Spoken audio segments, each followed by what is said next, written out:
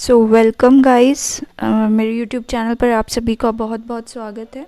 तो आज हम पढ़ने वाले हैं कि किन्हीं भी दो संख्याओं का हम एलसीएम और एचसीएफ कैसे फाइंड आउट कर सकते हैं, कैसे उनका एलसीएम एचसीएफ निकाल सकते हैं। यह प्रश्न एमसीक्यू में क्लास 10th में, अब जो ये बोर्ड के एग्ज़ाम है, यहाँ कम से कम दो ऐसे प्रश्न ज़रूर पूछे जाते हैं एलसीएम और एचसीएफ में। तो आइए ज़रा देख लेते हैं कि इन्हें कैसे हल कर। यहाँ पर आपको प्रश्न दिया है कि एलसीएम निकालना है 336 और 54 का, और इसी तरीके से एचसीएफ निकालना है 336 और 54 का। तो आइए देख लेते हैं कि कैसे कर सकते हैं इसको। तो सबसे पहले हमें इन दोनों संख्याओं को मान लीजिए ये संख्या ए है, मैं इसको ए नाम दे रही हूँ, और ये संख्या बी है, यानी दूसरी जो भी संख्या है उसको मैंने बी नाम दे दिया है। हम सबसे पहले क्या करेंगे, इनका अभाज्य गुणनखंड करेंगे। गुणनखंड देखेंगे उसके थ्रू कि इसको हम कैसे देख सकते हैं। सबसे पहले 336 का अभाज्य गुणनखंडन करेंगे। तो हमें यह करना आता है, 2 की टेबल से ये कट रहा है, तो यहाँ पर 1, 6 एंड देन 8 आ जाएगा। फिर 2 की टेबल से जा रहा है, 2 8 जा 16, 2 4 जा 8। फिर 2 की टेबल से जा रहा है, 2 4 जा 8, 2 2 जा 4। फिर 2 की टेबल से जा रहा है 21। फिर 3 की टेबल में आ रहा है ये 3 7 जा 21, एंड फिर 7 की टेबल में आ रहा है और नीचे आ गया 1। 1 आते ही हम इसे छोड़ देते हैं।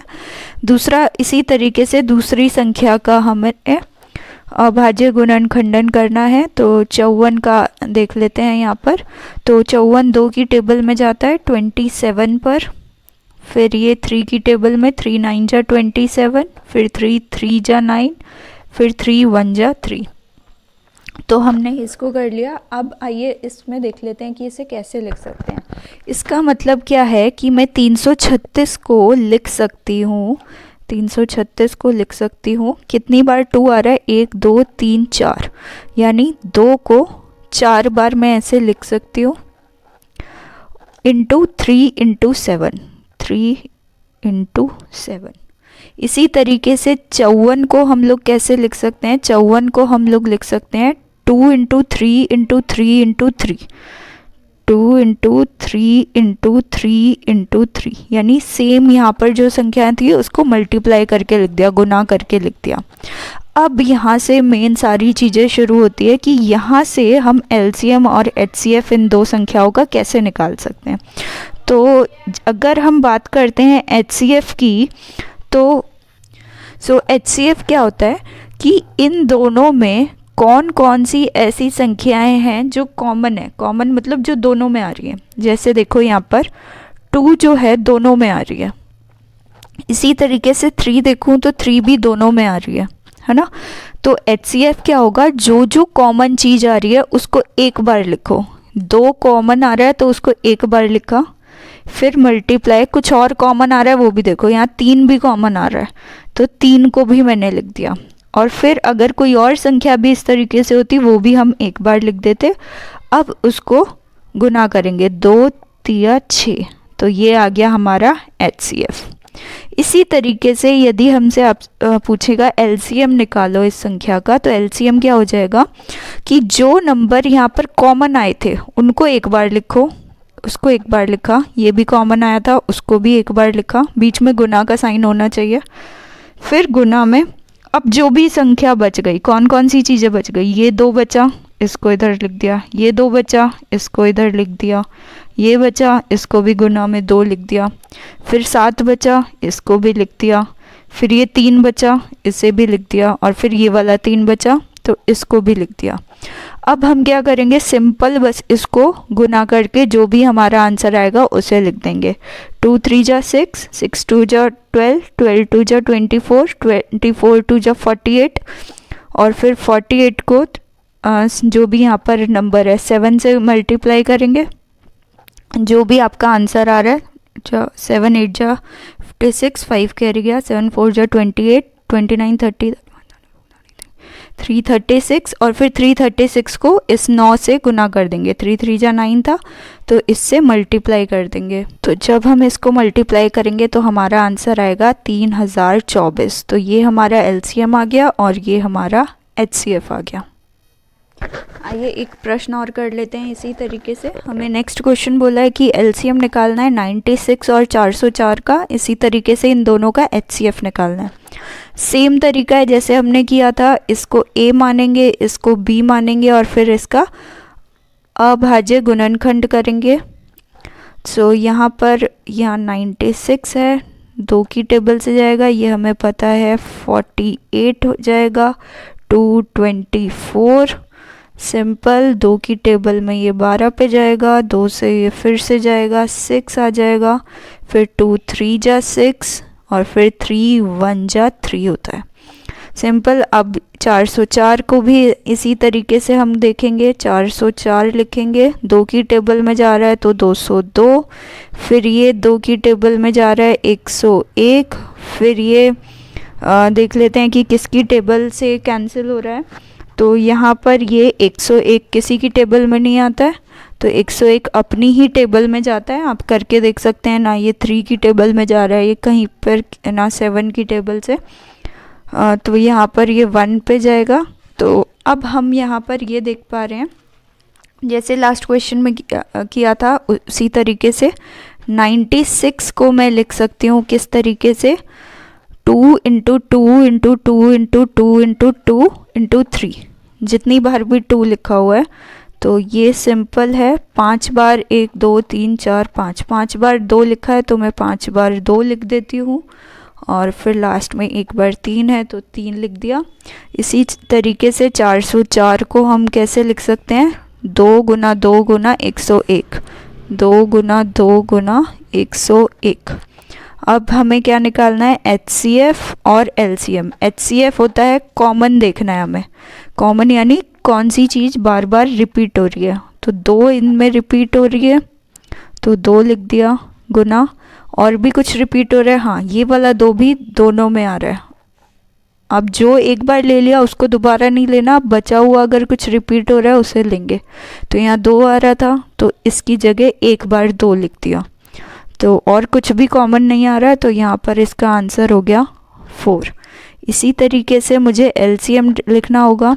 एलसीएम कैसे बताया था कि जो रिपीट हो रहा है उसको एक बार लिखो, यहाँ पर ये 2 हो रहा है रिपीट तो एक बार लिखा, फिर ये वाला 2 भी रिपीट हो रहा है इसको भी एक बार लिखा, फिर अब जो बच गया उसको लिखना है।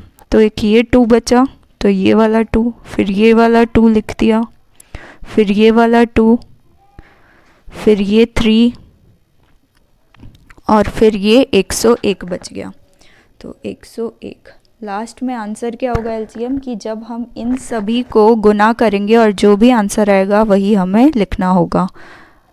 सो इसका आंसर आएगा 9696। तो एलसीएम आ गया इसका 9696, एचसीएफ आ गया 4। इसको अगर हम इसको इस तरीके से कर सकते हैं, थोड़ा और भी इसमें किस तरीके के प्रश्न पूछे जा सकते हैं वो भी अभी हम देखेंगे। अब देखिए कई बार प्रश्न इस तरीके से पूछ लिया जाता है कि एलसीएम निकालो इन 2 संख्याओं का, बीच में कॉमन है बीच में कॉमा लगा हुआ है और इन 2 संख्याओं का हमें एलसीएम पूछा है। इसी तरीके से आपसे एचसीएफ भी पूछ सकते हैं, सेम तरीका है, एक बार मैं बता देती हूँ। यहाँ पर मल्टीप्लाई गुना का साइन ना लगा के कई बार ये डॉट भी लगा देते हैं, डॉट का मतलब और गुना का साइन यानी इंटरचेंज कर सकते हैं, इसकी जगह ये यूज़ कर सकते हैं, इसकी जगह ये, बात एक ही है दोनों। यहाँ पर क्या दिया हुआ है हमें कि हमें ये जो संख्या है अगर मैंने इसे a मान रही हूँ और इसको b मान रही हूँ, यानी a और b का अभाज्य गुणनखंड का गुणनफल पहले से ही आपको दे रखा है। जैसे हमने कोई भी संख्या दी होती थी उसका अभाज्य गुणनखंडन करते थे, यहाँ पर गुणनखंडन करने की बजाय वो बाद में जो आंसर आएगा गुणनखंड करने के बाद जो यहाँ अंक आएंगे वो पहले ही आपको दे दिया है, यानी आपको आपका काम आसान कर दिया है। बस केवल इसका एलसीएम या फिर एचसीएफ जो भी पूछा जाए उसको निकालना है। तो इसको कैसे करेंगे हम, इसे देख लीजिए, अगर ये इस तरीके से लिखा हुआ है कोई भी नंबर 2 की घात 3, 3 की घात 4 गुना 5, इसका मतलब क्या है कि 2 कितनी बार गुना हो रहा है आपस में? 3 बार, यानी 2 को 3 बार आपस में गुना करना है।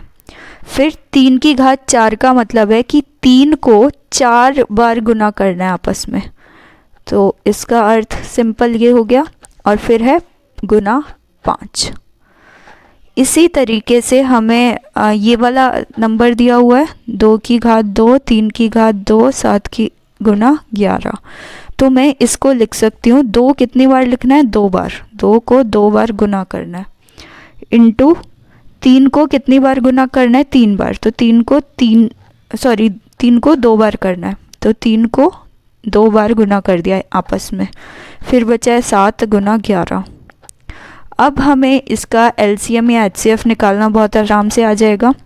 एचसीएफ अगर आपसे कोई पूछेगा, एचसीएफ ध्यान रखना हमेशा, एचसीएफ में होता है कॉमन लेते हैं हम लोग, यानी जो जो चीज़ें कॉमन आ रही है। यहाँ पर देखो 2 कॉमन आ रहा है तो 2 लिख दिया, गुना कुछ और कॉमन आ रहा है, हाँ ये वाला 2 भी कॉमन आ रहा है तो 1 बार लिख दिया, गुना ये वाला 3 कॉमन आ रहा है तो 1 बार 3 लिखा, गुना ये वाला 3 भी आ रहा है 1 बार, तो यहाँ पर ये 3 लिख दिया। तो जो भी आंसर आया 2 2 जा 4, 4 3 जा 12, 12 3 जा 36, तो 36 हमारा क्या हो गया? एचसीएफ हो गया। इसी तरीके से आपसे कोई एलसीएम पूछेगा तो आप क्या सिंपल बता सकते हैं, जो कॉमन चीज़ आ रही है उसको 1 बार लिखना है, ये कॉमन था तो इसकी जगह 1 बार 2 लिखा, इंटू ये कॉमन चीज़ थी इसकी जगह भी 1 बार 2 लिखोगे, इंटू ये वाली कॉमन है तो 1 बार लिखोगे, इंटू फिर से ये वाली चीज़ है फिर इसे गुना करके ये लिख दिया। अब जो बच गए उसे देखना है, क्या बच गया? ये 2 बचा तो 2 लिख दिया, गुना ये 3 बचा 3 लिख दिया, ये वाला 3 बचा 3 लिख दिया, 5 बचा 5 लिख दिया, ये 7 बचा 7 लिख दिया, और फिर ये 11, यानी सभी नंबर को हमने लिख दिया है। तो ये जो भी गुना करके आया आंसर वो हमारा एलसीएम होगा। ऑप्शंस में ऐसा हो सकता है कि आपको इस तरीके का अंक ना दिया हो गुना करके, आपको देखो इसको हम ऐसे भी लिख सकते हैं, 2 कितनी बार गुना हो रहे हैं? 1 2 3, 3 बार, तो 2 की घात 3 हो गई। इसी तरीके से 3 कितनी बार गुना हो रहे हैं? 1 2 3 4, तो 3 की घात 4। इसी तरीके से अब क्या बच गया? 2 हो गया, ये 5 बच गया तो 5 गुना 7 गुना 11, तो ये हमारा आंसर हो जाएगा। ज़रूरी नहीं है कि वो गुना करके जो आंसर आया वो ऑप्शन में दे, वो आपको इस तरीके से भी ऑप्शन में दे सकते हैं। और यहाँ पर भी इसी तरीके से हम इसे लिख सकते हैं, हम इसको ऐसे लिख सकते हैं, 2 कितनी बार गुना हो रहा है आपस में? 2 बार, तो 2 लिख दिया। 3 कितनी बार हो रहे हैं आपस में? 2 बार, तो 2 लिख दिया। तो ये इस तरीके से आपको ऑप्शन दे सकते हैं। अब कुछ प्रश्न आपके लिए हैं, डू इट योरसेल्फ। या अब आप वीडियो को पॉज करके यहाँ पर ये प्रश्न खुद से कीजिए, ट्राई कीजिए और कमेंट सेक्शन में ज़रूर लिखिए कि इनका आंसर क्या होगा। Thanks for watching this video. और अगर अभी तक आपने ये चैनल सब्सक्राइब नहीं किया तो प्लीज़ मेरे चैनल को सब्सक्राइब कीजिए, लाइक कीजिए, शेयर कीजिए एंड कमेंट कीजिए। Thank you very much. Thanks for watching this video.